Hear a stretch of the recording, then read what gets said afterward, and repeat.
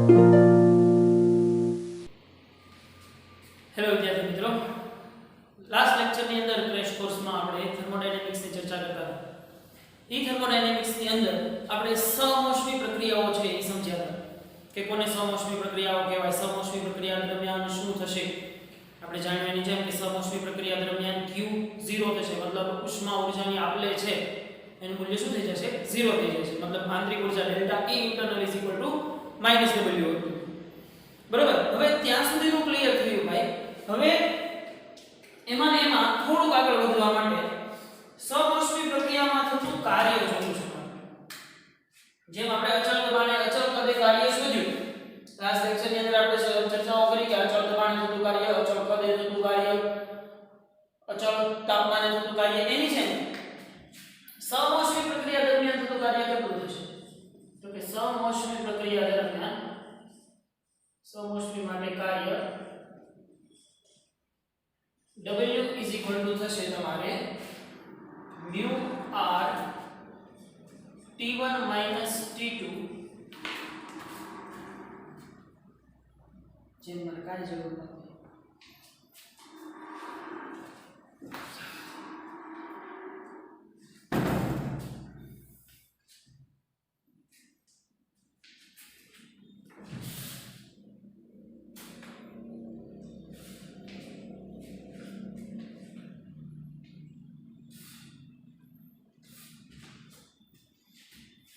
જે કાર્ય થશે તમારા માટે W is equal to P1 V1 minus P2 V2 upon gamma minus 1 છે. અથવા તો P ની જગ્યાએ mu r T પણ કરી શકાય, mu r કોન્સ્ટન્ટ છે, P1 minus T2 upon gamma minus 1 પણ કરી શકાય. તો આ કાર્ય કોના માટેની વાત થઈ ગઈ? સમોષ્મી પ્રક્રિયા માટે. પણ ખાસ યાદ રાખવાનું છે સમોષ્મી પ્રક્રિયા માટે Q is equal to 0 થશે, માત્ર delta E internal is equal to થશે minus W થશે. થશે કે નહીં? વેરી સિમ્પલ વાત છે. તો C એના માટે શું થશે? 0 થશે, કેમ કે delta E internal Q is equal to 0 હોય તો C is equal to તમને શું મળશે? 0 મળશે. તો AI 2006 ની અંદર એક MCQ પૂછાઈ ગયો કે 1 કિલો મોલ વાયુ પર સમોષ્મી સંકોચન દરમિયાન થતું કાર્ય તમને આપી દીધેલું છે. કાર્ય W આપી દીધેલું છે. આ દરમિયાન તેનું તાપમાન 7 ડિગ્રી સેલ્સિયસ વધે છે, મતલબ ડેલ્ટા T આપી દીધેલું છે. તો આ વાયુ કયો હોઈ શકે? એક પરમાણુય, દ્વિપરમાણુય, ત્રિપરમાણુય, બહુપરમાણુય. તો કેમ નક્કી કરી શકાય ભાઈ? તો કે ભાઈ હું આવી રીતનું વિચારી શકું. જુઓ જોઈએ, મારી પાસે કઈ પ્રક્રિયા કીધી છે? સમોષ્મી સંકોચન કીધી છે. તો સમોષ્મી સંકોચન માટે W = શું છે? P1 V1 P2 V2 upon gamma minus 1. તો હવે હું આવું કરી શકું. W = mu r T1 T2 upon gamma minus 1. mu બરાબર કેટલા મોલ કીધા છે? 1 કિલો મોલ કીધા છે. તો તમને આમાંથી W પણ આપી દીધેલું છે, ડેલ્ટા T આપી દીધેલો છે. તો આમાં શું નાખો? W = mu r delta T upon gamma minus 1. તો gamma minus 1 ને સબ્જેક્ટ બનાવો તો mu r delta T upon W કરો. તો તમને આમાંથી ગામા મળી જાય ભાઈ. જો ગામા મળી જાય તો ગામા ઉપરથી F મળી જાય કે નહીં? ગામા = શું થાય છે? જો આપણે લાસ્ટ લેક્ચરના બધા જ રિલેશનો છે એ અહીંયા લખેલા છે. ગામા = શું થતું હતું? 1 + 2/f. આમાંથી f મેળવી લો તો પછી f ઉપરથી તમે કહી શકો ભાઈ કે આ જે પરમાણુ, આ જે વાયુ છે એક પરમાણુય છે, દ્વિપરમાણુય છે કે બહુપરમાણુય છે? વેરી સિમ્પલ બોલી શકાય ને ભાઈ. AI પેપર 2006 ની અંદર આવી વાત પૂછાઈ. ક્લિયર? તો એનાથી આગળ જઈએ તો લેવલ 3 PMT 2009 ની અંદર પૂછાયેલી એક વાત કે થર્મોડાયનેમિક પ્રક્રિયાઓ માટે નીચેનામાંથી કયું વિધાન સાચું નથી? થર્મોડાયનેમિક પ્રક્રિયા માટે નીચેનામાંથી કયું વિધાન સાચું નથી? તો એની અંદર જુઓ ભાઈ કે સમકદ પ્રક્રિયા માટે દબાણ અચળ હોય છે. તો પહેલું જ વાક્ય ખોટું છે. ખોટું છે કે નહીં? સમકદ પ્રક્રિયા એટલે કદ અચળ હોવું જોઈએ, દબાણ અચળ હોય નહીં. મતલબ પહેલું સેન્ટેન્સ ખોટું છે. પછી બીજું, સમતાપી પ્રક્રિયા માટે તાપમાન અચળ રહે છે. યસ, સાચી જ વાત છે. સમોષ્મી પ્રક્રિયા માટે PV ની ગામા બરાબર અચળ. સાચી વાત છે ને? પણ સમતાપી પ્રક્રિયા માટે PV = અચળ. કાસા બે વચ્ચેનો ડિફરન્સ સમજો. સમતાપી અને સમોષ્મી. સમોષ્મી પ્રક્રિયામાં શું હશે? તાપમાન અચળ અચળ થશે પણ સમોષ્મી પ્રક્રિયા માટે PV ની ગામા બરાબર અચળ થશે અને સમોષ્મી પ્રક્રિયામાં તંત્રની પરિસીમા પરિસરથી ઉષ્માની અવાહક હોય છે યસ એટલે તે ઉષ્મા વહન છે શું થઈ જાય છે 0 Q 0 થઈ જાય છે સમોષ્મી પ્રક્રિયા માટે સિમ્પલ વાત છે તો આપણે એનાથી આગળ વધીએ થોડા પોલીટ્રોપિકલ પ્રક્રિયા હવે જુઓ આપણે અત્યાર સુધી જે ચર્ચા કરી ને એમાં આપણે પોલીટ્રોપિકલ પ્રક્રિયાઓની અંદર શું થશે જુઓ પહેલા પોલીટ્રોપિકલ પ્રક્રિયાઓ અત્યાર સુધી આપણે શું જોયું કે PV અચળ આ કોના માટે હતું સમતાપી પ્રક્રિયા માટે તો ચલો આને હું એમ લખું કે સમતાપી માટે શું કરતા હતા PV બરાબર અચળ અને સમોષ્મી માટે શું કરતા હતા સમોષ્મી માટે PV ની ગામા બરાબર અચળ લેતા હતા પણ હવે જરૂરી તો નથી ને કે V ની એક ઘાત કે ગામા ઘાત જ પોસિબલ બને આની સિવાયની ઘણી બધી ઘાતો પોસિબલ બને તો એની સિવાયની દરેક પ્રક્રિયાઓ છે એને કેવી પ્રક્રિયાઓ કહેવાશે પોલીટ્રોપિકલ પ્રક્રિયાઓ અને એના માટે હું ધારી લઉં છું કે ભાઈ પોલીટ્રોપિકલ પ્રક્રિયાઓ માટે PV ની x ઘાત બરાબર છે હવે તમે સમજી ગયા કે જો અહીંયા x બરાબર 1 હોય તો એ કઈ પ્રક્રિયા થશે જો અહીંયા x બરાબર 1 હોય તો સમતાપી પ્રક્રિયા થઈ કહેવાય કે નહીં અને જો અહીંયા x બરાબર ગામા હોય તો એ કઈ પ્રક્રિયા થઈ કહેવાય સમોષ્મી અને એની સિવાયની બધી જ પ્રક્રિયાઓ છે એને કેવી કહેશું પોલીટ્રોપિકલ પ્રક્રિયાઓ ખાસ સમજવાનું છે આ વસ્તુ તો હવે જેમ પોલીટ્રોપિકલ પ્રક્રિયા આમાં કેમ જ્યારે આપણે કાર્ય અને બધી વસ્તુ મેળવી તો પોલીટ્રોપિકલ પ્રક્રિયા માટે પણ કાર્ય મેળવવું પડે ને તો સમોષ્મી માટે કાર્ય W બરાબર P1 V1 P2 V2 gamma -1 મેળવ્યું તો અહીંયા કોના સંચલનમાં છે કોની ઘાતમાં છે x ના છે તો કે x - 1 મળશે કે નહીં એવી જ રીતે જે μRT બરાબર μRT કરી નાખો તો μRT1 - T2 x મળશે વેરી સિમ્પલ વસ્તુ છે હવે એવી જ રીતે ડેલ્ટા E ઇન્ટરનલ શું થતું હતું delta E internal q - w થતું તો q ડેલ્ટા E ઇન્ટરનલ એટલે શું થશે ભાઈ μ cv ડેલ્ટા t q બરાબર શું થશે μ c ડેલ્ટા t કેમ કે અહીંયા અચળ દબાણ અચળ પદ એવી કોઈ ચોકડ નથી કેમ કે જો અચળ દબાણ કે અચળ પદ ને બધું કરી નાખો તો પછી પ્રક્રિયા કેવા સમતાપી ક્રમમાં આવી છે તો અને પ્લસ આ તો છે તે જગ્યાએ લખી નાખો μr ડેલ્ટા t x - 1 તો ત્યારે તમારા થર્મોડાયનેમિક નો પ્રથમ નિયમ છે આ પ્રમાણે આપી શકાશે કોની માટે ભાઈ ખાસ કહું છું કોની માટે આ સમીકરણ આપી શકાશે પોલીટ્રોપિકલ પ્રક્રિયા માટે ક્લિયર આટલી વસ્તુ સમજાય છે ભાઈ પોલીટ્રોપિકલ પ્રક્રિયાઓની અંદર હવે બીજું પોલીટ્રોપિકલ પ્રક્રિયા માટે C અને CV વચ્ચેનો સંબંધ શું આવશે તો કે C CV R/1 - x થશે તો CV આપણી પાસે હતું CV બરાબર શું હતું તો R/1 આવતું હતું અને CP gamma R/1 - 1 CP gamma R/1 - 1 અને CV R/1 - 1 તો C શું થઈ જતું હતું C થઈ જશે R/1 ગામા -1 R/1 - x થઈ જશે કયો C એટલે શું થશે ભાઈ એનો C એટલે શું થશે કોને કીધું તું C એની મોલર વિશિષ્ટ ઉષ્મા તો ને C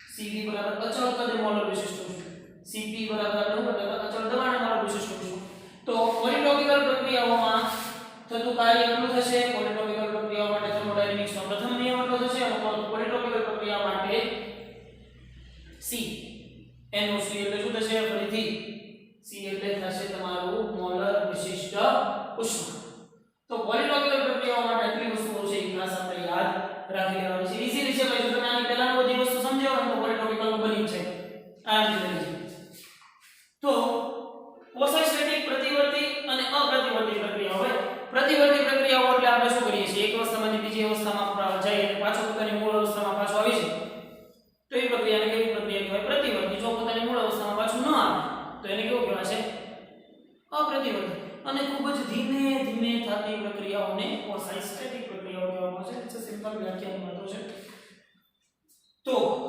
હવે આપણે આવી જઈએ લેવલ 2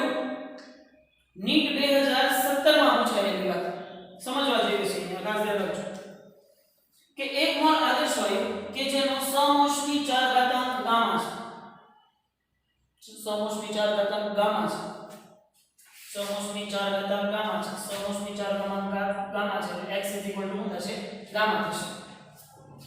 તેનું કદ v બરાબર b by t છે.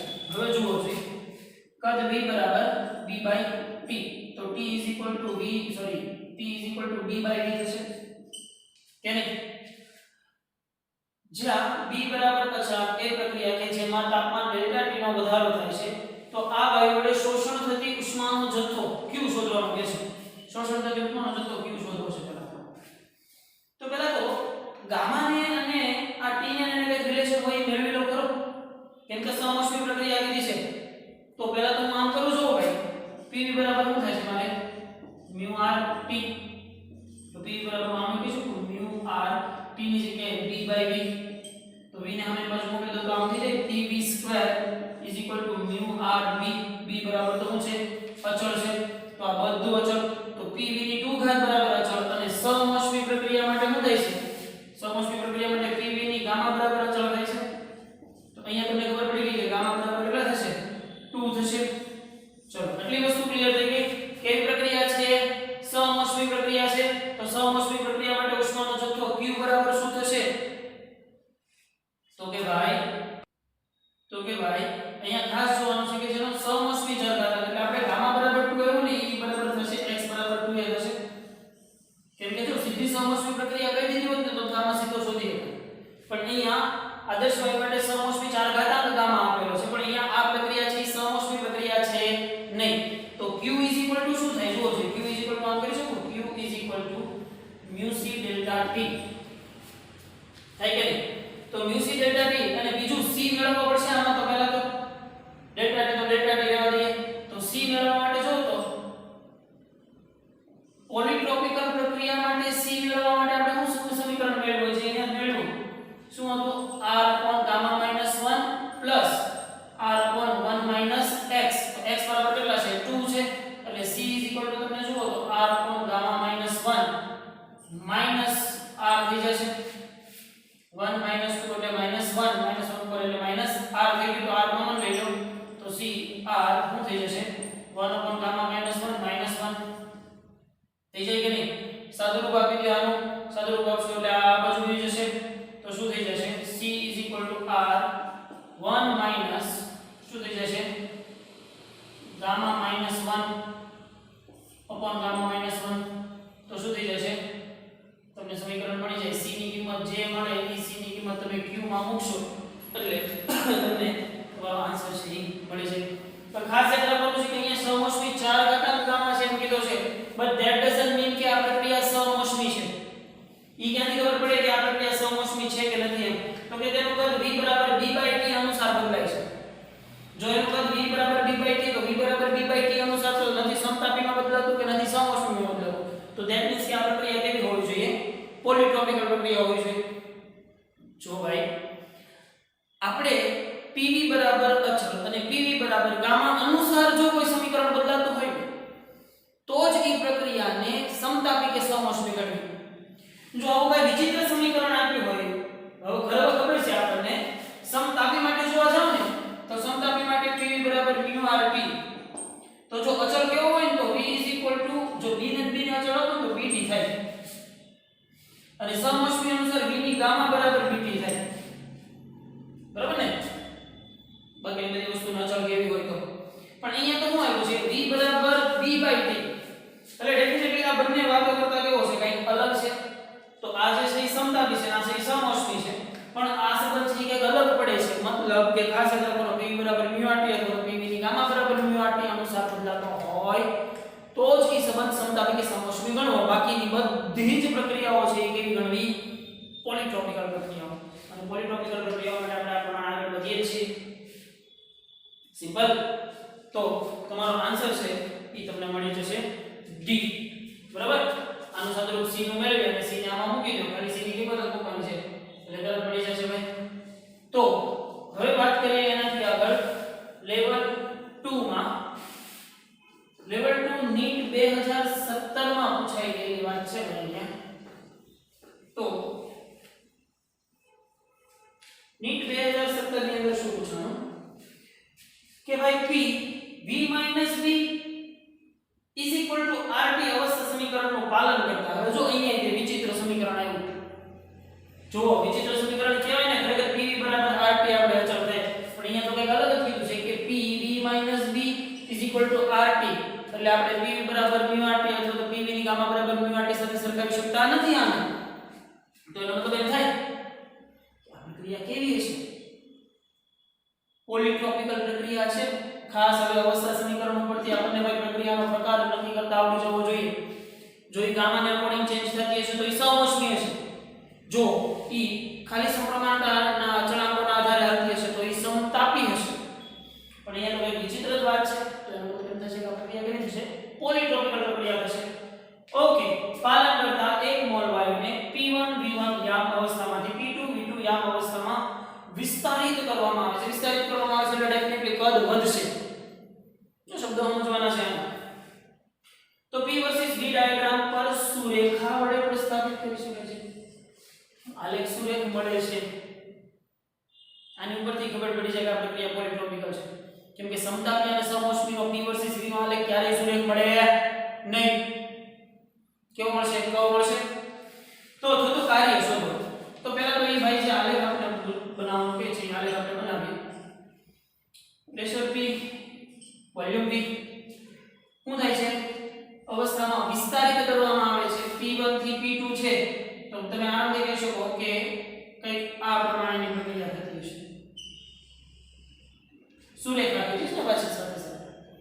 તો થતું કાર્ય સિમ્પલ થશે. શું કરવાનું? એના દ્વારા ઘેરાયેલું ક્ષેત્રફળનો સરવાળો. તો માનો કે P1 થી P2 કીધું છે એટલે તમે આ પોઝિશન છે એટલે P1 કહી દો, આ પોઝિશન P2 કહી દો, એને આપણે આને V1 કહી દો અને V2 કહી દો. હવે શું કરવાનું? સિમ્પલ આ બેનો સરવાળો મતલબ W ઇઝ ઇક્વલ ટુ ત્રિકોણનો સરવાળો 1/2 પાયો કેટલો થશે? V2 V1 ઇન્ટુ બેઝ કેટલો થશે? P2 P1 પ્લસ આટલો સરવાળો એટલે કેટલો સરવાળો થશે? 0 થી P2 થશે ને, 0 થી P2 અને V1 V2 તો P2 ઇન્ટુ V2 V1. તો તમે હવે આને અકોર્ડિંગ તમારો જે ઓપ્શન આવતો હોય તમે ચૂઝ કરી શકો ભાઈ. સિમ્પલ વાત છે. ખાલી મહત્વની વસ્તુ શું છે?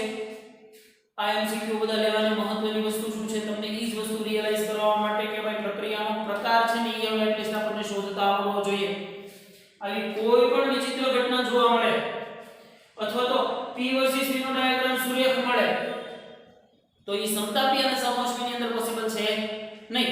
હા, if you have some case describable case મતલબ તમને ડિસ્કસ કરેલો અને ડિસ્ક્રાઇબ કરેલો નામનો કેસ આપેલો હોય કે ફલાણું થાય છે, નામ થાય છે, પદમાં આટલો ફેરફાર કરવાથી આમાં આટલો ફેરફાર થાય છે, ખૂબ જ સૂક્ષ્મ ફેરફાર માટે that's why it's okay.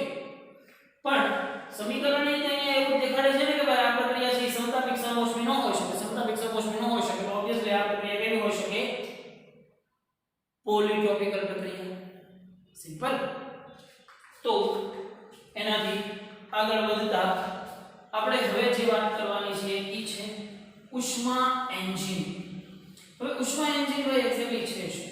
તમે કેમિસ્ટ્રીની અંદર થર્મોડાયનેમિક્સ ભણ્યા ભાઈ, એની અંદર બધી કેમિકલ રિએક્શનોની ચર્ચા વધારે કરતા અને અહીંયા એની જ કેમિકલ રિએક્શનોની ચર્ચા નથી, પણ એ કેમિકલ રિએક્શનને અકોર્ડિંગ જે મિકેનિઝમ એની સાથે જોડાયેલું છે કે મિકેનિઝમ કેવી રીતે વર્ક કરે છે. મિકેનિઝમ વર્ક કરવું લાઈક કે ઈ દરમિયાન કાર્ય કરવું પડશે. ઈ દરમિયાન ઈ તંત્રની આંતરિક ઉર્જામાં શું ફેરફાર થશે? ઈ દરમિયાન ઈ તંત્રની ઉષ્મા ઉર્જામાં શું ફેરફાર થશે? તો ઈ બધી વસ્તુ આપણે છે અહીંયા ફિઝિક્સમાં ભણીએ છીએ. કેમિસ્ટ્રીની અંદર તમે એની બધી વસ્તુ છે ને અકોર્ડિંગ ભણ્યા હતા, કેમિકલ રિએક્શનોને અકોર્ડિંગ ભણ્યા. તો ઉષ્મા એન્જિન મતલબ કે આના માટે તમે પહેલા તો આવો એક ઉષ્મા એન્જિન વિચારો કે જેની અંદર પિસ્ટન જેવી રચના કરેલી છે અને આ પિસ્ટનનો ઉપરનો છેડો એક વ્હીલ સાથે અથવા તો ટાયર સાથે જોડેલો છે. હવે આની અંદર કોઈ ન્યુ મોલનો વાયુ ભરી દીધેલો છે જેને હું નીચેથી ગરમ કરું છું. ઓબ્વિયસ વાત છે કે ગરમ કરીશ મતલબ આને કંઈક Q1 ઉષ્મા મળી ગઈ. Q1 ઉષ્મા અહીંયા રહેલા વાયુના અણુઓએ Q1 ઉષ્મા છે એ શોષી. તાપમાન વધ્યું છે ભાઈ, પ્રેશર વધશે તો એને અકોર્ડિંગ પ્રેશરના કારણે આ સપાટી પર ફોર્સ લાગશે, આ સપાટી પર ફોર્સ લાગશે એટલે આ ઉપર ગતિ કરશે, આ ઉપર ગતિ કરશે એટલે આ પ્રકારે ગતિ કરશે, ક્યાં સુધી મહત્તમ ઊંચાઈ અહીંયા સુધી પહોંચશે. તો અહીંયા જે Q2 જે એક્ઝિટ છે એ શું થશે, અહીંયા સુધી પહોંચી અને બાકી વધારાની જેટલી ઉષ્મા છે એ Q2 મારફતે શું થઈ જશે, આ વિન્ડો મારફતે શું થઈ જશે, બહાર આવી જશે. તો જેવી વધારાની ઉષ્મા બહાર આવી જશે એવું તરત પાછું આ પિસ્ટન પોતાની હેવીનેસના કારણે પાછું ક્યાં આવી જશે, નીચે આવી જશે. પાછું આમાંથી કઈ અમુક ઉષ્મા શોષણ પામશે, શોષણ પામી અને પિસ્ટન ધીમે ધીમે ઉપર જશે, Q2 માંથી વધારે ઉષ્મા બહાર નીકળશે, પાછું દર્શકનું એન્જિન છે કે આવશે, નીચે આવશે. તો એક્ઝેક્ટલી અહીંયા કાર્ય કેટલું થયું કહેવાય. જો કાર્ય W કુલ ઉષ્મા કેટલી મળે છે, Q1 જેટલી, Q2 જેટલી બહાર નીકળી જાય છે, Q2 જેટલી ઉષ્મા છે એ બહાર નીકળી જાય છે. તો ઓબ્વિયસલી કાર્ય કેટલું થયું કહેવાય, Q1 Q2 જેટલું થયું કહેવાય. ખાસ યાદ રાખજો Q1 છે ઈ કોણ છે, એટલે હું આની અંદર લખી દઉં ઉષ્મા એન્જિનમાં Q1 કોણ છે, પ્રાપ્તિ સ્થાનની ઉષ્મા, અને સોરી Q1 Q2 શું છે, ગુમાવાતી ઉષ્મા. હવે તમે આરામથી સમજી ગયા કે આ કઈ જગ્યાએ Q1 Q2 માં વેરીએશન છે, તો ઓબ્વિયસલી એ જગ્યાએ ટેમ્પરેચરમાં વેરીએશન હશે. અહીંયા કેટલું વેરીએશન ટેમ્પરેચર છે, કોઈ T1 છે, અહીંયા કેટલું છે, T2 ટેમ્પરેચર છે. તો T1 ટેમ્પરેચર છે એ ઉષ્મા પ્રાપ્તિ સ્થાનનું તાપમાન છે, અને T2 ટેમ્પરેચર છે એ ઠારણ વ્યવસ્થા. હવે આ જે છે ને એને ઠારણ વ્યવસ્થા પણ કહેવામાં આવે છે. શું કામ ઠારણ વ્યવસ્થા કહેવામાં આવે છે ભાઈ? કેમ કે ત્યાંથી વધારાની ઉષ્મા શું થઈ જાય છે, બહાર નીકળી જાય છે. વધારાની ઉષ્મા બહાર નીકળી જશે મતલબ અહીંયા તાપમાનમાં કંઈક ઘટાડો હશે, કંઈક ઓછું તાપમાન હશે, કોની સાપેક્ષે, પ્રાપ્તિ સ્થાનની સાપેક્ષે. સમજાય છે કે નહીં? તો હવે માનો કે ઈની વસ્તુ છે એ આવી રીતે ડાયાગ્રામની મદદથી સમજીએ કે T1 જેટલા તાપમાનના ઊંચા પ્રાપ્તિ સ્થાનમાંથી Q1 જેટલી ઉષ્મા છે આ એન્જિન મેળવે છે. આ એન્જિન એટલે આખું એન્જિનની રચના. ઈ એન્જિન છે ઈ કઈક W જેટલું કાર્ય આઉટપુટ આપે. W જેટલું કાર્ય આઉટપુટ આપવું મતલબ આ વ્હીલ ફેરવું. જેને એને વધારાની ઉષ્મા નીકળી ગઈ, પ્રેશર ઘટી ગયું એટલે પાછું ફરી ત્યાં નીચે એટલે ટાયરે એક રોટેશન પૂરું કર્યું. તો ઈ એક રોટેશન પૂરું કરવું એ શું મળ્યું કહેવાય, આઉટપુટ કઈક કાર્ય મળ્યું કહેવાય. તો કાર્ય કઈક મળશે. અને Q2 જેટલું વ્યવસ્થા ઠારણ વ્યવસ્થામાં, તાપમાન T માં ઠારણ વ્યવસ્થામાં મતલબ એમ કહેવાય કે વધારાની ઉષ્મા છે એ બહાર નીકળી જશે, ઠારણ પામી જશે. તો હવે આ એન્જિન જે છે એ એન્જિનની કાર્યક્ષમતા કેટલી થઈ કહેવાય. ખાસ સમજવું ભાઈ, ઉષ્મા એન્જિનની અંદર એન્જિન કાર્યક્ષમતા કેમ નક્કી કરી શકાય? તો કે ભાઈ ઉષ્મા એન્જિનમાં આપણે વાત કરી રહ્યા છીએ ઉષ્મા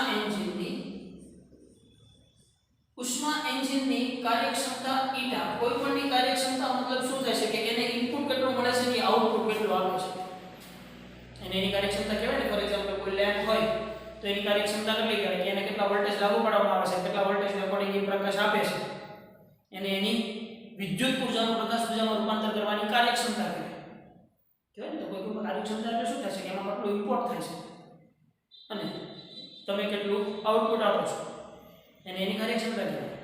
તો એ કાર્યક્ષમતાનું એક બેસ્ટ એક્ઝામ્પલ એવું મળે કે અહીંયાથી હું તમને ભણાવું છું 100%, હું મારા લેવલથી બેસ્ટ એમ ટ્રાય કરું છું તમને 100% ભણાવું છું. તમે ભણાવી છો મતલબ તમારામાં ઇમ્પોર્ટ થાય છે 100%, રિઝલ્ટની અંદર આવે છે 80%. મતલબ તમારી કાર્યક્ષમતા છે એ શું થઈ ગયો કે તમને મળેલી 100% માંથી તમે 80% કાર્ય કર્યું છે, 20% વ્યય પામી ગયું છે બીજા ઘણા બધા ફેક્ટરોના કારણે. 20% જે ભણાવેલો છે એ બાષ્પીભવન થઈ ગયું છે, અથવા તો આપણે પ્રેઝન્ટ નથી કરી શકીએ એ વાત. તો કોઈ પણ એન્જિનની કાર્યક્ષમતા છે એ પણ એન્જિનની અંદર 100% ઇનપુટ કરવામાં આવે છે, એમાંથી આઉટપુટ કેટલું મળે છે. મતલબ કે એકમ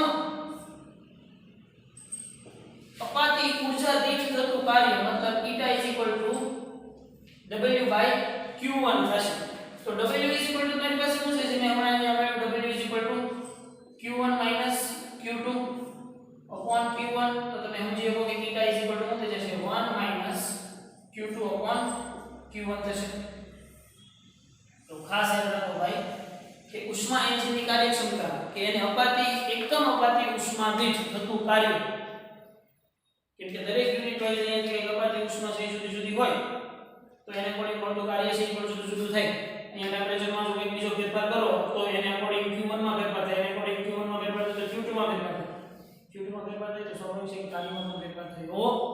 કહેવાય.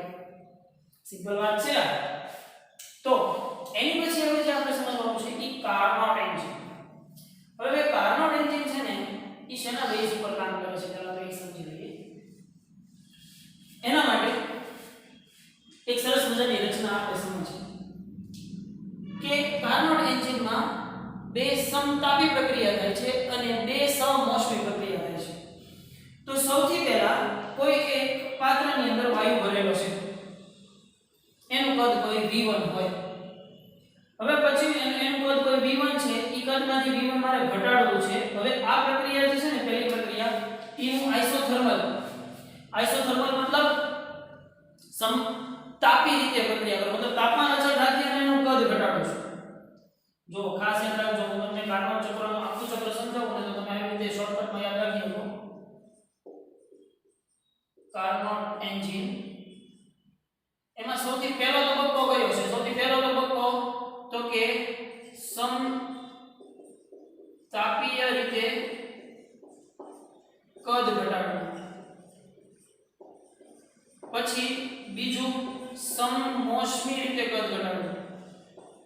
સમમોષ્મી રીતે કદ ઘટાડવું.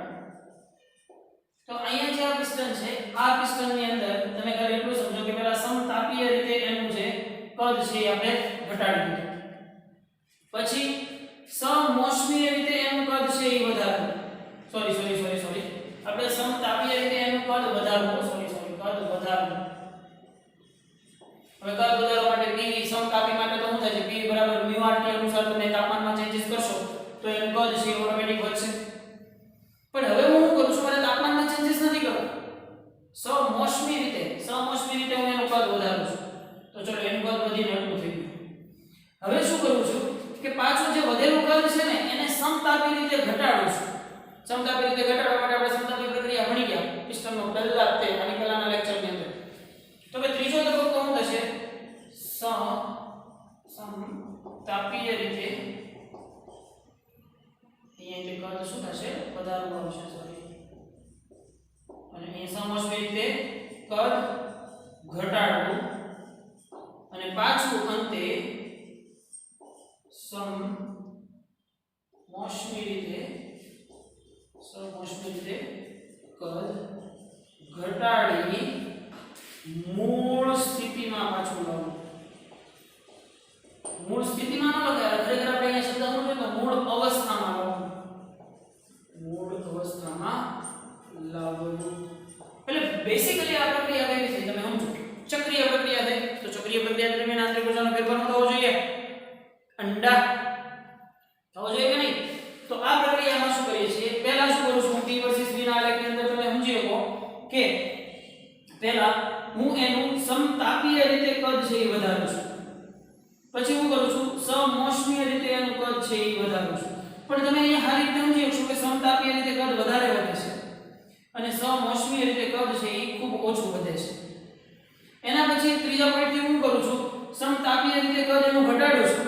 તો અહીંયા જો કદ વધારે થઈ ગયું અને સમોષ્મીય રીતે પાછું એનું કદ ઘટાડું છું અને પોતાની મૂળ અવસ્થામાં પાછો લઈ આવું છું. તો આ કાર્નોટ એન્જિન છે એની અંદર તમે સમજી શકો કે અહીંયા A થી B છે એ કઈ રીતે સમતાપી રીતે ગયા, B થી C કઈ રીતે ગયા, સમોષ્મી રીતે ગયા, C થી D છે એ કઈ રીતે સમતાપી રીતે ગયા, D થી પાછા એ કઈ રીતે સમોષ્મી રીતે પ્રક્રિયાની અંદર ગયા.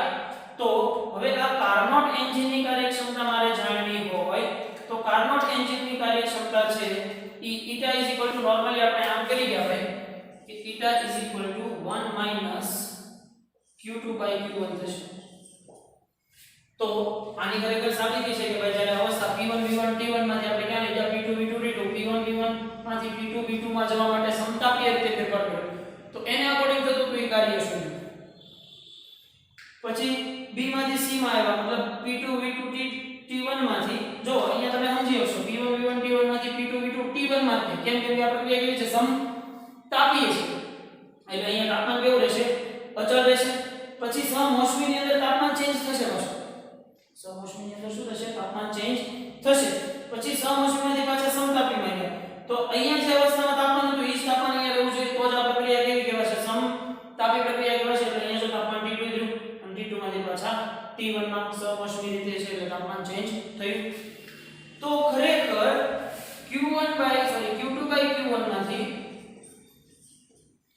થીટા ઇઝ ઇક્વલ ટુ તમને મળશે 1 માઈનસ t2 upon t1 એટલે તમે આરામથી કહી શકો કે q2 by q1 is equal to t2 by t1 થશે આ કોની કાર્યક્ષમતા થઈ કહેવાય ભાઈ ઉષ્મા એન્જિનની કાર્યક્ષમતા થઈ કહેવાય અને આ ઉષ્મા એન્જિન કાર્નોટ પ્રકારે કાર્ય કરતું હોય કાર્નોટ પ્રકારે કાર્ય કરવું મતલબ કે બે વખત એની અંદર સમોષ્મી પ્રક્રિયા થાય અને બે વખત એની અંદર સમતાપી રીતે પ્રક્રિયા થાય સિમ્પલ વાત છે ભાઈ તો કાર્નોટ એન્જિન ની અંદર હવે આઈ ડોન્ટ થિંક સો કે કોઈને કઈ તકલીફ હોય ભાઈ સિમ્પલ વાત છે ને તો જોઈએ એને રિલેટેડ દાખલાઓ તો જોઈએ ભાઈ લેવલ 2 AIEEE 2003 ની અંદર પૂછાઈ ગયેલી વાત કે એક કાર્નોટ એન્જિનમાં કાર્યકારી પદાર્થ 627 ડિગ્રી સેલ્સિયસ તાપમાનવાળા ઉષ્મા પ્રાપ્તિ સ્થાનના તાપમાને આપણે કીધું તો T1 3 ગુણ્યા 10 થી 6 કેલરી ઉષ્મા મેળવે છે મતલબ આપણે આપી દીધેલું છે Q1 આપી દીધેલું છે અને 27 ડિગ્રી સેલ્સિયસ તાપમાનવાળી ઠારણ વ્યવસ્થામાં ઉષ્મા ગુમાવે છે આ આપી દીધેલું છે તમને T2 ઓકે તો એન્જિન વડે થતું કાર્ય શોધો હવે જુઓ ભાઈ મારી પાસે θ આમ છે 1 q2 q1 અથવા તો θ મારી પાસે છે w q1 છે અથવા તો મારી પાસે θ 1 t2 t1 છે તો જુઓ જે મારી પાસે t1 છે t2 છે q1 છે અને મારે w શોધવું છે તો હું આ સમીકરણને આપણે કીધું w q1 1 t2 t1 લખી શકાય નહીં θ w q1 થાય θ 1 t2 t1 થાય તો w શું થઈ જશે q1 1 t2 t1 તો તમને w છે આરામથી મળી જાય કે q1 એ આપી દીધેલું છે t1 એ આપી દીધેલું છે અને t2 પણ આપી દીધેલું છે વેરી સિમ્પલ તો એના પછી આપણે આગળ વધીએ વાતમાં તો AIEEE 2011 માં પૂછાયેલી વાત કે એક કાર્નોટ એન્જિન T1 અને T2 વચ્ચે કાર્ય કરે છે જેની કાર્યક્ષમતા 1/6 છે વેરી ગુડ ચલો એની કાર્યક્ષમતા 1/6 છે જ્યારે તાપમાન T1 અને T2 છે જ્યારે T2 નું તાપમાન ખાસ સમજો T2 નું તાપમાન 62 કેલ્વિન ઘટાડવામાં આવે છે મતલબ જો પહેલું તાપમાન તમારું T1 અને T2 છે તો T2 પ્રાઇમ કેટલું થાય T2 કરતા 62 કેલ્વિન ઓછું સમજાય છે T2 નું તાપમાન પહેલા T1 અને T2 હતું ત્યારે કાર્યક્ષમતા 1/6 મળતી હતી હવે જ્યારે T2 નું તાપમાન 62 કેલ્વિન ઘટાડવામાં આવે છે મતલબ નવો T2 પ્રાઇમ કેટલો થાય છે T2 - 62 થાય છે તો ત્યારે મળતી કાર્યક્ષમતા ઈટા પ્રાઇમ કીધું ઈટા પ્રાઇમ એટલી હોય તો T1 અને T2 મળે સૌથી પહેલી પરિસ્થિતિ શું છે કે ભાઈ પહેલી પરિસ્થિતિ માટે eta is equal to 1 minus t2 upon t1 eta બરાબર પહેલા કેટલી કાર્યક્ષમતા છે 1/6 is equal to t1 minus t2 upon t1 તો તમે અહીંયા જુઓ છો તો તમને t1 is equal to 6t1 minus t2 sorry 6t2 બરાબર તો તમને અહીંયા આરામથી મળી જાય એક સમીકરણ 5t1 minus 6t2 બરાબર ચલો આ એક મળ્યું છે ઇક્વેશન નંબર 1 મળ્યું છે પહેલી પરિસ્થિતિમાં મળ્યું બીજી પરિસ્થિતિમાં શું કરવાનું છે તો કે બીજી પરિસ્થિતિમાં કાર્યક્ષમતા eta પ્રાઇમ છે 1 t2 prime upon t1 prime થશે કે નહીં પણ નહીં થાય એટલે કે t1 તો t1 જ રહેશે આપણે જો બીજો કઈ ઉષ્મા પ્રાપ્તિ સ્થાનના ફેરફાર નથી કરતા માત્ર શેમાં ફેરફાર કરીએ છીએ t2 માં ફેરફાર કરીએ છીએ એટલે t2 પ્રાઇમ કરવું પડ્યું તો તમે અહીંયા એમ કહી શકો eta prime is equal to 1 minus t2 prime ની જગ્યાએ હું લખ્યું t2 minus 62 upon t1 થાય કે નહીં તો eta prime બરાબર તો તમને કેટલી આપેલી છે 1/3 આપેલી છે ચલો મૂકી દો 1/3 તો આને અકોર્ડિંગ એક સમીકરણ તમને મળશે કે t1 is equal to 3 in the bracket બહાર રાખું છું t1 minus t2 minus 62 તો જુઓ ભાઈ આમાં ધ્યાન બધાને અંદર મલ્ટીપ્લાય કરી દો તો 3t1 3t2 3 * 62 તો આ t1 ને આ બાજુ લઈ જાઓ હવે આ બે સમીકરણનો તમે લોગ કેયો લઈ અને આરામથી સમીકરણનું સાદુરૂપ આપી અને t1 મેળવી લેશો જે t1 ની કિંમત આવે કોઈ એક સમીકરણમાં મૂકો એટલે તમને શું મળી જશે t2 મળી જશે ભાઈ મળી જાય કે નહીં આરામથી ઓલરાઈટ એની પછી લેવલ 2 પીએમટી 2000 માં પૂછાયેલી વાત પીએમટી 2000 ની અંદર સેમ આની આ વાત પૂછાય કે જો ઘણી આ એમસીક્યુ ખૂબ મહત્વનો છે આવી રીતે ઘણી વખત પૂછાય કે પીએમટી 2000 માં પૂછાય કે પ્રાપ્તિ સ્થાનમાંથી ઉષ્મા મેળવી તો એક એન્જિન ઉષ્મા 1/6 ભાગનું કાર્યમાં રૂપાંતર કરે છે 1/6 ભાગનું કાર્યમાં રૂપાંતર કરે છે મતલબ એની કાર્યક્ષમતા 1/6 થઈ કહેવાય એને જેટલું 100% મળે છે એમાંથી 1/6 જેટલું કાર્યમાં રૂપાંતર કરે છે તો એ શું થઈ કહેવાય એની કાર્યક્ષમતા થઈ કહેવાય ને તો 1/6 ભાગનું કાર્યમાં રૂપાંતર કરે છે ઠારણ વ્યવસ્થાનું તાપમાન એટલે કયું તાપમાન થાય T2 તાપમાન થશે T2 તાપમાન 62 ડિગ્રી ઘટાડવામાં આવે તો તેની કાર્યક્ષમતા બમણી થાય છે અહીંયા જો અહીંયા 1/3 ગણી થતી હતી ને અહીંયા કાર્યક્ષમતા કેટલી થાય છે બમણી થાય છે મતલબ અહીંયા 2 આવશે પ્રાપ્તિ સ્થાન અને ઠારણ વ્યવસ્થાના તાપમાન અનુક્રમે સેમ આ જ પ્રમાણે ભાઈ કે નહીં પેલા પહેલી પરિસ્થિતિને અકોર્ડિંગ એક સમીકરણ બનાવો પછી બીજી પરિસ્થિતિને અકોર્ડિંગ એક સમીકરણ બનાવો બંનેનો યોગ લોપ લઈ અને સમીકરણ ઉકેલી T1 મેળવો T2 મેળવો સિમ્પલ એની પછી સેમ એના જો પીએમટી 2007 માં અગેન આવો કોન્સેપ્ટ કે એક એન્જિનની કાર્યક્ષમતા 1/6 છે જ્યારે ઠારણ વ્યવસ્થાનું તાપમાન 62 ડિગ્રી ઘટાડવામાં આવે તો કાર્યક્ષમતા બમણી થાય છે તો ઉષ્મા પ્રાપ્તિ સ્થાનનું તાપમાન મતલબ અહીંયા ખાલી T1 જ પૂછું છે બરાબર T1 અને T2 બધું પૂછતા પણ વાત તો ભાઈ સરળ એની જ રહી ને આની આ જ વાત રહી કે ભાઈ પહેલી પરિસ્થિતિને અકોર્ડિંગ એક સમીકરણ બનાવો બીજી પરિસ્થિતિને અકોર્ડિંગ એક સમીકરણ બનાવો T1 મેળવો T2 મેળવો થઈ જાય કે નહીં ભાઈ સિમ્પલ વાત છે પછી સોરી 100 ડિગ્રી સેલ્સિયસ અને -23 ડિગ્રી સેલ્સિયસ તાપમાન વચ્ચે સંચાલિત એક કાર્નોટ એન્જિનની કાર્યક્ષમતા કેટલી થાય પીએમટી 1997 ની અંદર આવી વાત પૂછાઈ ગઈ કે 100 ડિગ્રી સેલ્સિયસ તાપમાન એટલે આ કયું છે ભાઈ T1 હશે કેમ કે ઉષ્મા એન્જિન માટે યાદ રાખી લો T1 T2 હશે T1 શું છે પ્રાપ્તિ સ્થાનનું તાપમાન અને આ કોનું છે ઠારણ વ્યવસ્થાનું તાપમાન સેકન્ડ નહીં તો કાર્યક્ષમતા શોધવાની કઈ છે કાર્યક્ષમતા η = 1 - T2/T1y તો η = T1 - T2/T1y તો T1 100 છે T2 -23 છે એટલે 100 -23 એટલે +23 T1 બરાબર 100 ડિગ્રી સેલ્સિયસ છે પણ જો અહીંયા હું છે ને તફાવત હતો એટલે સેલ્સિયસ માં કેલ્વિન માં લખું તો તફાવતમાં કઈ ફેર પડે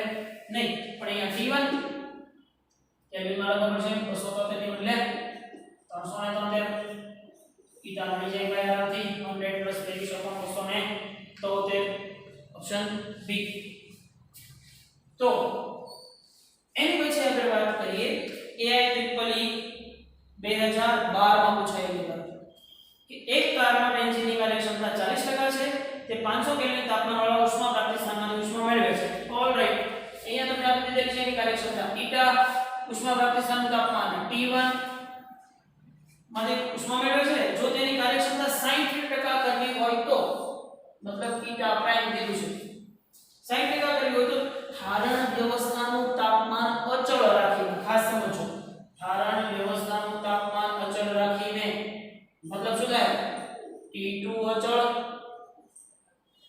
તો ઉષ્મા પ્રાપ્તિ સ્થાનનું તાપમાન વધારીને કેટલું કરવું જોઈએ તો પહેલા તો ઉષ્મા પ્રાપ્તિ સ્થાનનું તાપમાન તો ખબર હોવી જોઈએ ને ઉષ્મા પ્રાપ્તિ સ્થાનનું તાપમાન પહેલા માટે ખબર છે પણ પહેલા માટે ઠારણ વ્યવસ્થાનું તાપમાન નથી ખબર તો શોધી લેવાય કે નહીં ભાઈ તો કે પહેલા કિસ્સામાં મતલબ 40% કાર્યક્ષમતા એ આમ કરો ને પહેલા = 1 - T2/T1 તો 40% એ 1 - T2 ખબર નથી T1 500 કેલ્વિન તો આમાંથી તમને T2 મળી જાય ભાઈ કે નહીં તો ચલો T2 તો મળી ગયો પણ હવે T2 ને કેવા રાખવાના છે અચળ રાખવાના છે અને એવી કાર્યક્ષમતા કેટલી કાર્યક્ષમતા કરવાની છે 60% કાર્યક્ષમતા કરવા માટે 1 - T2/T1 તો T2 તો T2 જ છે T2 તો અહીંયા મળેલા જ છે આમાંથી તમને T1 મળી જાય કે નહીં ખાસ યાદ રાખો T1 છે આ કેવા છે અચળ છે અહીંયા મળ્યા છે ઈ છે કે નહીં સિમ્પલ વાત છે કે AIEEE 2012 ની અંદર આવી વાત પૂછાઈ બહુ સિમ્પલ વસ્તુ હોય છે ભાઈ જો તમે શાંતિથી સમજો ને તો તમને ડેટા આપેલો હોય ને એને ખાલી 2 થી 3 સ્ટેપમાં ઢાળવાની ટ્રાય કરો ને તો ઓટોમેટિક તમારી સામે વસ્તુ ક્લિયર થાય પણ મહત્વની વસ્તુ શું છે રકમને સમજવી જો દુશ્મનને મારવો હોય તો દુશ્મનને સમજવો જોઈએ દુશ્મન સાથે થોડી દોસ્તી કરવી જોઈએ જેથી એના સિક્રેટો ખબર પડે પછી એની વીક પોઈન્ટ પર વાર કરવાનો એટલે દુશ્મન પડી જ જાય પણ આપણો દુશ્મન નથી આપણો દોસ્ત જ છે હો ભાઈ એટલે આને આપણે પાડી નથી દેવાનો પણ આપણે એને સોલ્વ કરી નાખવાનું છે ઓલરાઈટ ધેન આગળ વધીએ આપણે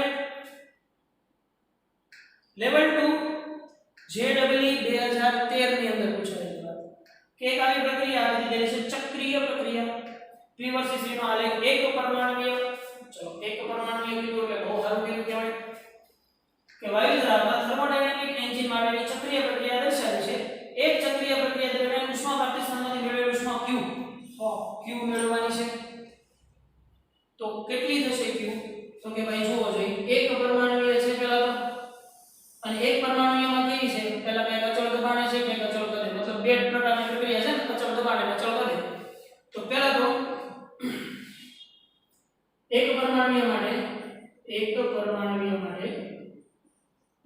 એક પરમાણુ માટે આપણે શું કરશું Cp મેળવી લઈએ તો Cp શું થશે આને આપણે જો ગામા r પણ ગામા -1 પણ ગામા નહીં એક પરમાણુ માટે m બરાબર કેટલા થાય 3 થાય તો એની અકોર્ડિંગ Cp કેટલા થશે 5r/2 એવી જ રીતે Cv કેટલા થશે 3r/2 થશે ભાઈ જો આપણે આવી ગયું Cv fr/2 અને Cp fr/2 + 1 મળ્યું તો કે નહીં અને m બરાબર 3 એક પરમાણુ માટે તો Cv તો મળી ગયા તમારે કુલ ઉષ્મા અપાતી ઉષ્મા Q માનો કે કુલ ઉષ્મા Q બરાબર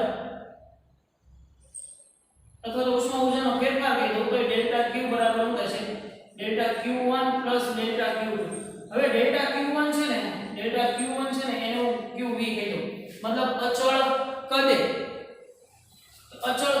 ઉષ્મા ઊર્જાનો ફેરફાર શું થાય μ CV ડેલ્ટા T થશે તો CV કેટલા છે μ બરાબર તો કેટલા કીધા છે ભાઈ એક જ મોલ કાઈનો ચોકટ કર્યો હોય તો એક મોલ કઈ નાખવાનું CV 3r/2 delta T μ r delta T તો અચળ છે શું થઈ જાય 3/2 μ r ડેલ્ટા T તો μ r ડેલ્ટા T શું થાય P0 V0 અથવા તો P0 V0 તે આવશે ને તો શું થઈ જશે ડેલ્ટા QV 3/2 શું થઈ જશે P0 V0 અચ્છા હવે વાત કરીએ ડેલ્ટા QP તો QP μ Cp ડેલ્ટા T થશે કે નહીં Cp કેટલા આપેલા છે 5/2 છે μ Cp કેટલા છે 5r/2 છે 5r/2 * ડેલ્ટા T પણ અહીંયા જુઓ છે તમે આમ કરશો 5/2 μ r ડેલ્ટા T તો અહીંયા જે છે એ તમને મળશે 5/2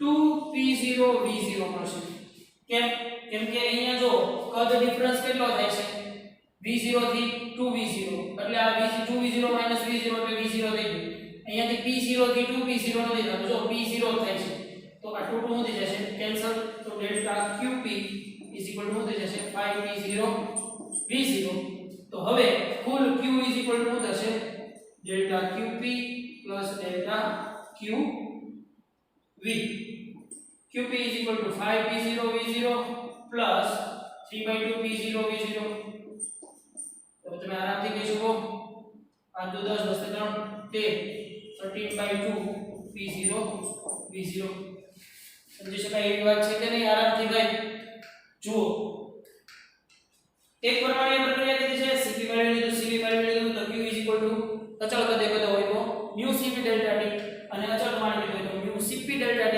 Cp મેળવો Cv મેળવો કિંમત મૂકો Q બરાબર Cp + Q બરાબર Qp + Qv થઈ જાય કે નહીં આરામથી મળી જાય તો હવે વાત કરીએ રેફ્રિજરેટરની પણ એની પહેલા આપણે બોર્ડ સાફ કરી નાખીએ ઓકે તો હવે આપણે વાત કરીએ રેફ્રિજરેટર હીટ પંપ અથવા તો પરફોર્મન્સ ગુણાંક લેટ મી ક્લિયર કે ભાઈ જે ઉષ્મા એન્જિન ભણ્યા હતા ને એની કરતા ઉલટું કાર્ય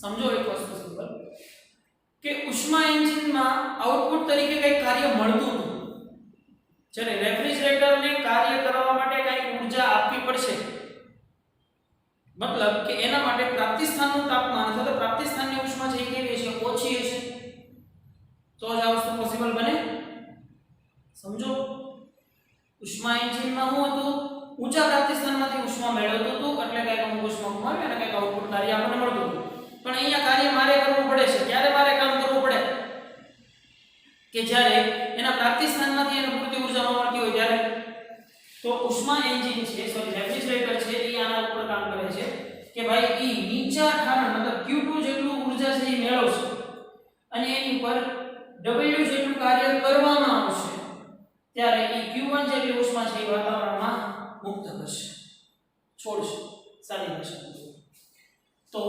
કાર્યકારી પદાર્થે શોષેલી ઉષ્મા Q2 અને તેના પર કરવામાં આવેલ કાર્ય W ના ગુણોત્તરને રેફ્રિજરેટરનો પરફોર્મન્સ ગુણાંક કહેવામાં આવે છે ભાઈ રેફ્રિજરેટરની અંદર પરફોર્મન્સ ગુણાંક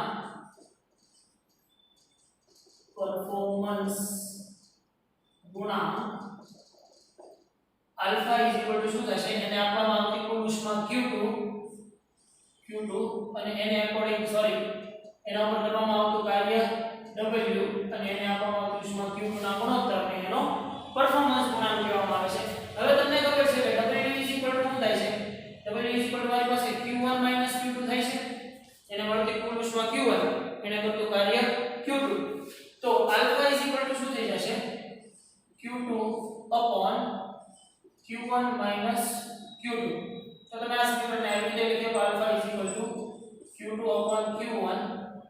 1 લખી શકાય કે ન લખી શકાય તો તમને આનો પરફોર્મન્સ ગુણાંક આલ્ફા મળશે હવે જો આ જે છે ને એ કોની વાત છે ઉષ્મા એન્જિનની વાત છે કે T1 જેટલા ઊંચા તાપમાનમાંથી Q1 જેટલી ઊંચી ઉષ્મા મેળવી W જેટલું કાર્ય કરી અને Q2 જેટલી ઉષ્મા વાતાવરણમાં મુક્ત કરે છે પણ એનાથી ઊંધું રેફ્રિજરેટરની અંદર કે T2 જેટલા નીચા તાપમાનમાંથી Q2 જેટલી ઓછી ઉષ્મા મેળવી એના ઉપર કાર્ય કરી અને T1 જેટલા ઊંચા તાપમાનની અંદર Q1 જેટલી ઉષ્મા છે એ મુક્ત કરશે અને એનો પરફોર્મન્સ ગુણાંક આલ્ફા બરાબર હોતા હે Q2/W હવે એના પરફોર્મન્સ ગુણાંકને બીજી રીતે દર્શાવીએ આપણે જો Q2/W Q2 W તમારા નામ થાય છે θ આપણી પાસે શું હતું W/Q1 હતું તો તમે આની અંદર આ સમીકરણમાં W ની કિંમત મૂકો તો આલ્ફા શું થશે આલ્ફા Q2/nQ1 થશે તો nQ1 તો Q2/Q1 ઉપરથી તમારે આલ્ફાના સંદર્ભમાં મેળવવો હોય તો આલ્ફા 1 θ/θ થશે અને આનો સદરૂપ આપો θ ની કિંમત મેળવવા માટે તો જો θ થશે 1 Q2/Q1 તો Q2/Q1 1 θ તો Q2/Q1 1 θ હવે ટેમ્પરેચરની ભાષામાં એ જ રીતે તમને મળશે T2/T1 T2 સિમ્પલ આ સમીકરણો છે તમારે યાદ જ રાખી લેવા ભાઈ ખાસ તો એને અકોર્ડિંગ એક દાખલો જોઈએ કે એક રેફ્રિજરેટર 4 ડિગ્રી સેલ્સિયસ થી 30 ડિગ્રી સેલ્સિયસ વચ્ચે કાર્યરત છે ઓબ્વિયસ વાત છે તમે અહીંયા જાણી ગયા કે T2 આ છે T1 આ છે ઊંચું પ્રાપ્તિ સ્થાન છે T1 છે નીચું તાપમાન અચળ રાખવા માટે મતલબ 4 ડિગ્રી અચળ રાખવા માટે દર સેકન્ડે 600 કેલરી ઉષ્મા દૂર કરવી જરૂરી છે તો રેફ્રિજરેટર કયા સ્વરૂપે Q1 સ્વરૂપે ઉષ્મા દૂર કરે છે ને તો જરૂરી પાવર શોધો જુઓ હવે અહીંયા તમારે આના માટે જરૂરી પાવર શોધવાનો છે ભાઈ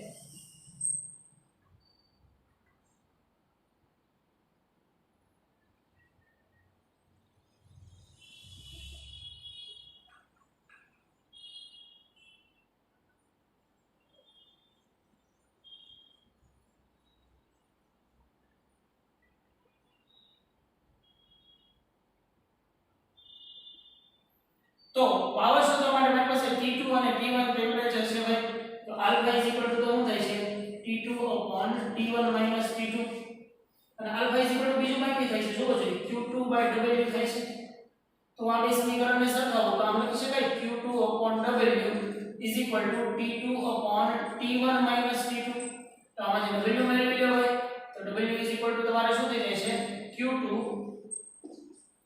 t1 - t2 t2 તો તમને એનો પાવર મતલબ આપણે શું કરીએ છીએ એકમ સમયમાં થતું કાર્ય તમને મળે છે પર સેકન્ડ મળે છે કે સિમ્પલ પણ એક વસ્તુ ખાસ ધ્યાન રાખો આપણે મિસ્ટેક કરી કે રેફ્રિજરેટર છે તો તાપમાન અચળ રાખવા માટે દર સેકન્ડે 600 કિલોજૂલ ઉષ્મા દૂર કરવા માટે દૂર કરેલી ઉષ્માને આપણે શું કહીએ છીએ Q2 તે એટલે હવે નામમાં આપણે કન્ફ્યુઝન નહીં રાખીએ કે ઊંચા તાપમાને જે ઉષ્મા હશે એને Q1 કહીશું નીચા તાપમાને હશે એને Q2 કહીશું સિમ્પલ ઇઝ ધેટ નીચા તાપમાને T2 કહીશું ઊંચા તાપમાને T1 કહીશું એટલે આગળ જતા છે એ પછી આવું અત્યારે જે મેં મિસ્ટેક કરી મિસ્ટેક તમારે નથી શું કરવાનું પ્રાપ્તિ સ્થાન છે એને T1 કહેવાનું અને પ્રાપ્તિ સ્થાનમાંથી મળતી ઉષ્મા Q1 કહેવાનું ટૂંકમાં જે મોટી હોય એને Q1 T1 કહેવાનું નાનું હોય એને Q2 T2 કહેવાનું એટલે તેમાં એક કેમાં કન્ફ્યુઝન ન થાય રેફ્રિજરેટરમાં કહેવામાં એક કેમ ક્લિયર તો એનાથી આગળ વાત કરીએ હવે થર્મોડાયનેમિક્સનો બીજો નિયમ થર્મોડાયનેમિક્સનો બીજો નિયમ બે વ્યક્તિઓએ આપ્યો કે ભાઈ કેલ્વિન પ્લાન્કનું વિધાન શું હતું કે એવું એન્જિન બનાવવું અશક્ય છે કે ચક્રીય પ્રક્રિયા દરમિયાન ઉષ્મા પ્રાપ્તિ સ્થાનમાંથી ઉષ્માનું શોષણ કર્યા બાદ પૂરેપૂરી ઉષ્માનું તેટલા જ કાર્યમાં રૂપાંતર કરે હવે તેટલા જ કાર્યમાં રૂપાંતર કરે મતલબ તમે ઉષ્માગતિશાસ્ત્રનો અથવા તો કહેવાય થર્મોડાનો બીજો નિયમ થર્મોડાયનેમિક્સનો બીજો નિયમ એમ કહે છે કે Q2 never is equal to 0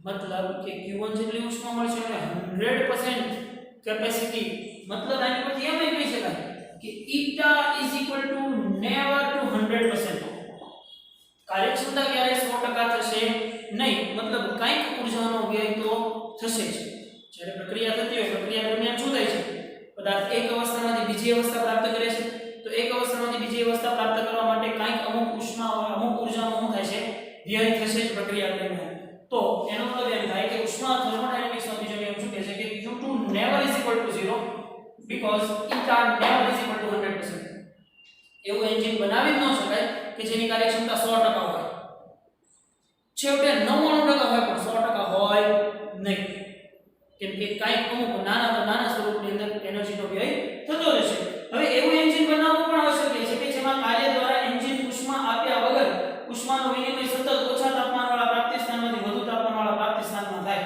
મતલબ W 0 હોય તોય તે Q2 થી Q1 કે Q1 થી Q2 છે એ પ્રોસેસ શરૂ રહે મતલબ તમે સમજો કે કાર્ય વગર એન્જિન ઉપર કઈ કાર્ય કરવામાં ન આવે તો ઉષ્મા ઊર્જાનું કઈ રૂપાંતરણ થાય જ નહીં તો એ વાત તો સાચી જ છે ને કે એવું રૂપાંતરણ પોસિબલ જ નથી કે જ્યાં સુધી ભાઈ પ્રક્રિયા થશે ઓબ્વિયસ વાત છે જો એક તંત્ર એક અવસ્થામાંથી બીજી અવસ્થા પ્રાપ્ત કરશે તો ઈ અવસ્થાના પ્રાપ્તિ દરમિયાન કંઈક રસ્તામાં કંઈક માર્ગમાં કંઈક ઊર્જા છે એ ગુમાવશે કંઈક ઊર્જા વેડફશે તો એનો મતલબ એમ થશે કે આ પ્રકારનું એન્જિન આવા બે પ્રકારના એન્જિન બનાવવા છે એ અશક્ય છે મતલબ થર્મોડાયનેમિક્સનો બીજો નિયમ શું કહે છે Q2 never is equal to 0 and eta never is equal to 100% clear જો આને મેં does not equal to ન વાંચું never વાંચું never ever એટલે સમજાય ને ક્યારે નહીં ઓકે તો આના આપણે પકડી કદમ શીખ્યો છે ત્યારે તે 2003 ની અંદર પૂછેલી વાત કે ઉષ્માનું પ્રસરણ નીચા તાપમાને રહેલા પદાર્થથી ઊંચા તાપમાને રહેલા પદાર્થમાં નથી થઈ શકતું ઉપરોક્ત કથન અથવા તો વિધાન શેનું છે પ્રસરણ છે એ તમને હું કીધું જો ઊંચા તાપમાને રહેલા તાપમાને રહેલા ઉષ્માનું પ્રસરણ નીચા તાપમાને રહેલા પદાર્થથી ઊંચા તાપમાને રહેલા પદાર્થમાં નથી થઈ શકતું આ વસ્તુ કોણે કીધી થર્મોડાયનેમિક્સ જ વાત કરીને હમણાં જે બીજો નિયમની વાત કરી તે થર્મોડાયનેમિક્સના બીજા નિયમે શું કીધું કે ભાઈ ઈ પ્રકારનું એન્જિન બનાવવું અશક્ય છે કે જેની પર કાંઈ કાર્ય કરવામાં ન આવે તો તે નીચા તાપમાનથી ઊંચા તાપમાન તરફ ઉષ્માનું વહન થાય તો પહેલા પ્રથમ તો નીચા તાપમાનથી ઊંચા તાપમાન તરફ ઉષ્માનું વહન પોસિબલ જ નથી ઈ પાછું આપમેળે કેમ કે W = 0 એટલે શું છે કાંઈ કાર્ય ન કરીએ તો આપમેળે એવું વહન છે પોસિબલ છે નહીં જો ઈ વહન પોસિબલ થાય પણ એના માટે કંઈક આપણે કાર્ય કરવું પડે બરોબર ભાઈ તો આપણા ઉષ્માગતિશાસ્ત્ર થર્મોડાયનેમિક્સ ની. હવે થર્મોડાયનેમિક્સ ની અંદર તમારે એક વસ્તુનું છે એ ભાઈ ખાસ ધ્યાન રાખવાનું છે. આની પહેલાના લેક્ચરની અંદરનું જે બોર્ડ વર્ક હતું એ અને અત્યારનું જે આ બોર્ડ વર્ક છે એ બોર્ડ વર્કને ખાસ વ્યવસ્થિત કોઈ જગ્યાએ નોંધી રાખો. આ આખા ચેપ્ટરનો ટૂંકમાં સાર છે, જેની મદદથી તમે હમણાં જોયા કે આપણે આટલી જ વસ્તુ સમજ્યા હતા. જેડબલ યુનિટના AI ટ્રિપલ ના બધા જ દાખલાઓ છે એ સારી રીતે સોલ્વ કરી શકાય. તો ખાસ ધ્યાન રાખો છોકરાઓ કે બોર્ડ વર્ક છે એ બને એટલું તમે સાથે સાથે તે કંઈક નોટ ડાઉન કરતા જાઓ કે જેથી કરીને તમને આગળ જતા ફાયદો થાય. ક્લિયર ભાઈ? તો હવે થર્મોડાયનેમિક્સ નું ચેપ્ટર આજે આપણું કમ્પ્લીટ થયા બાદ આપણે નેક્સ્ટ લેક્ચરની અંદર વાયુનો ગતિવાદ ભણીશું. બરોબર ભાઈ? ત્યાં સુધી તમે બધા ખૂબ સારી એવી મહેનત કરો અને એકો એક કોન્સેપ્ટને ડીપલી સમજવાની કોશિશ કરો. જો ભાઈ ભણ્યા તો બધા હોય. એક વાત મારી યાદ રાખજો કે ક્લાસની અંદર 100 જણા હોય, 150 જણા, 200 જણા ભણતા બધા જ હોય, ભણાવવા વાળો એનો જ હોય. પણ જે સેલ્ફ લર્નિંગ અને પ્રેક્ટિસિંગ ઉપર વિશ્વાસ કરશે ને ઈ બાજી મારશે. Self learning and practising SLP જેને આપણે આપણી શોર્ટકટ ભાષામાં કહીએ છીએ. તો જ્યાં સુધી તમે SLP તમારામાં ડેવલપ નહીં કરો ત્યાં સુધી તમે કઈ અચીવ કરી શકશો નહીં. એટલે ખાસ કોઈ પણ ઉંમરે ભાઈ વ્યક્તિએ શીખતા રહેવું જોઈએ. જ્યારે વ્યક્તિ શીખતો બંધ થઈ જાય ને ત્યારે સમજી લેવાનું ઇઝ ડેડ, પૂરું થઈ ગયું એની લાઈફમાં. કોઈ પણ ઉંમરે શીખતા રહેવું જોઈએ. એટલા માટે તમારી ઉંમર તો હજી આ બધી વસ્તુ શીખવાની છે. આમાં અમુક એવા આગળના જે ટફ કોન્સેપ્ટ છે એ હજી હાલની તારીખમાં અમે પણ શીખીએ છીએ. તો તમારે પણ શીખવું જોઈએ. શીખતા શીખતા અથવા તો પૂછતા પૂછતા પંડિત થવાય કહેવત છે ને. તો ખાસ ધ્યાન રાખવાનું ભાઈ, આપણે બને એટલું પોતાની જાત ઉપર પ્રેક્ટિસ કરીને MCQ છે, દાખલાઓ છે, પ્રોબ્લેમ્સ છે, બધાને સોર્ટ આઉટ કરવાની ટ્રાય કરવાની. ઓકે ભાઈ? તો મળીએ નેક્સ્ટ લેક્ચરની અંદર.